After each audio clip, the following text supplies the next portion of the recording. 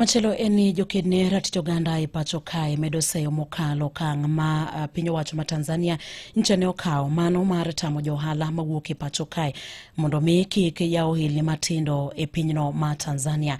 Jakedne ratito ganda Francis Auma ne oloso e yo machalo kamae, bende kowacho ni wach machalo kamano kata okang' machalo kamano nyalo biro rocho tudruok makare ma bende piny Kenya osebedo godo kod piny Tanzania. Haina haja tulazimishe ndoa hii, haifanyi kazi tena. Mtanzania basi ataki Mkenya, ataki maforena, na tumeishi nao kwa East Africa vizuri miaka nenda miaka rudi. Hapa Mombasa wa Tanzania wengi chungu nzima. Kama Mama Suluhu ameamua kuwa ni vita hivi, basi hatuoni haja ya sisi kujilazimisha kukaa Tanzania ama kufanya kazi na Watanzania. Watanzania pia wako Kenya na sisi hatusemi kuwa watoke, lakini alivyosema yule mama, hii ni dhiki, inaweza backfire.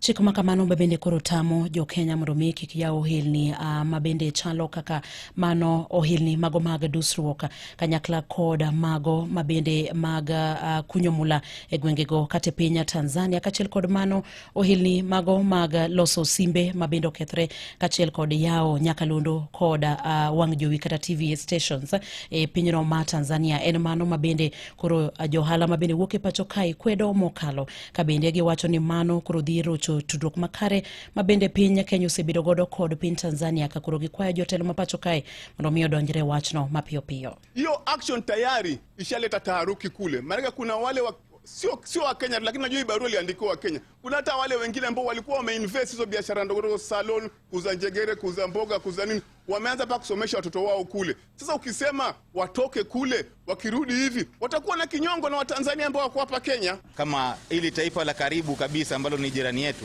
linaweza kutuwekea vikwazo kama hivyo, je, yale mataifa yaliyo mbali yatatuwekea makwazo gani? Uchaguzi sio mara ya kwanza kufanya uchaguzi Tanzania. Sasa huyu mama lazima angalie watoto wote sawa kwa sawa. Maana watu wa Kenya wakenda Tanzania wanatafuta zile biashara ndogo ndogo, pia wanapata kujikimu kimaisha. Na kuomba mama urudishe roho na uweze kufanya kazi na pande zote mbili.